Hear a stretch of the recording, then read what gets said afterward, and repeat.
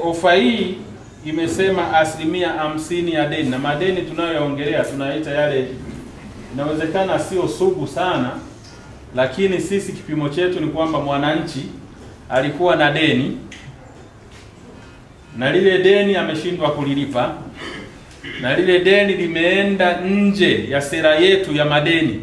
Maana sisi tunayo sera ya madeni inayotuongoza kwenye kuratibu na kushughulikia masuala mazima ya kukusanya maduhuli baada ya kuwa tumetoa huduma.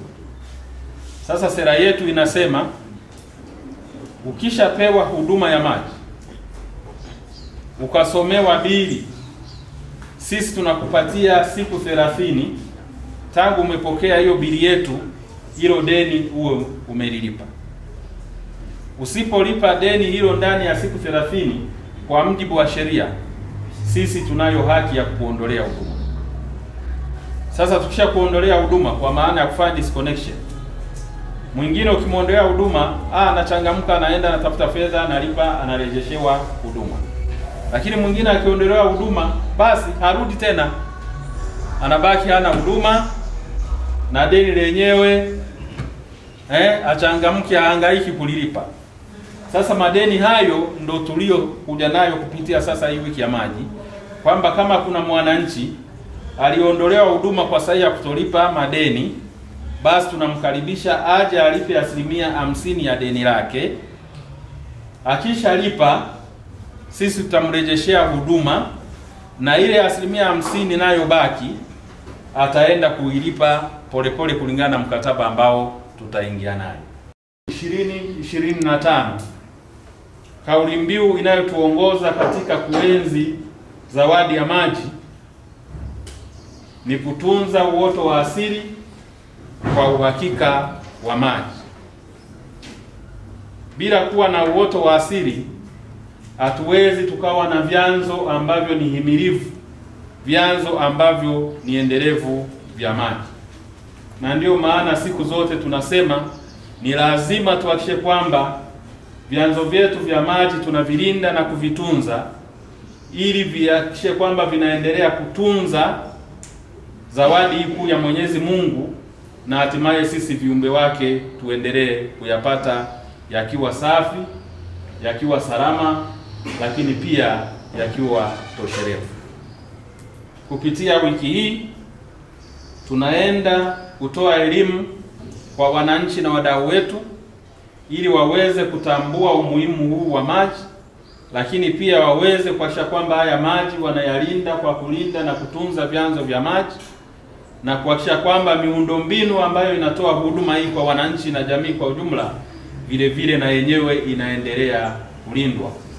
Kwa hiyo maana yake huu mradi wa maji kutoka chanzo cha mto Kiwira peke yake unaweza ukakidhi mahitaji ya maji ya wananchi kwa sasa katika jiji letu la Mbeya na mji wa Mbalizi, lakini pia na baadhi ya vijiji ambavyo viko kwenye wilaya ya Rungwe, lakini pia na wilaya ya Mbeya. Kwa hiyo ndio maana tunauita ni mradi wa kimkakati, kwa sababu uwezo wake wa kuzalisha maji. Lakini sababu nyingine, huu mradi tunauita wa kimkakati kwa sababu mradi huu unatumia teknolojia ya mseleleko, kwa Kiingereza tunaita gravity. Maji yatasafiri yenyewe kwa kutumia mseleleko kutoka kwenye chanzo cha maji cha mto Kiwira mpaka hapa New Forest. Kwa hiyo hatutakuwa na uhitaji mkubwa wa umeme, labda kwenye maeneo machache kwenye mambo ya kutibu na kusafisha maji, lakini kwa asilimia kubwa maji yatakuja bila kutumia nishati ya umeme na yatasafiri kilomita hizo 37 mpaka hapa New Forest. Maana yake ni nini? Maana yake tunatarajia kwamba tunaenda kuwa na unafuu kwenye gharama za matumizi ya nishati kwenye kusafirisha maji kuja kwenye matumizi.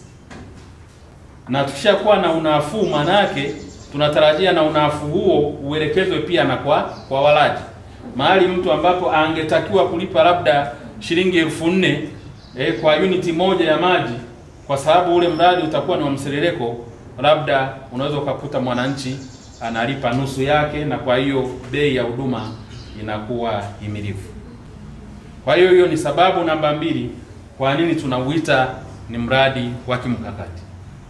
Lakini sababu ya tatu, kule kwenye chanzo cha maji cha mto Kiwira. Kile chanzo kimo ndani ya msitu wa TFS ambao unalindwa na kutunzwa kwa wivu mkubwa sana.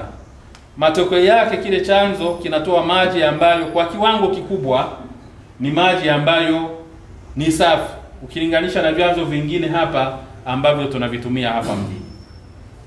Na kwa misingi hiyo tunatarajia pia na gharama za kusafisha na kutibu maji kupitia huu mradi na zenyewe zinaenda kuwa ni nafuu vile vile.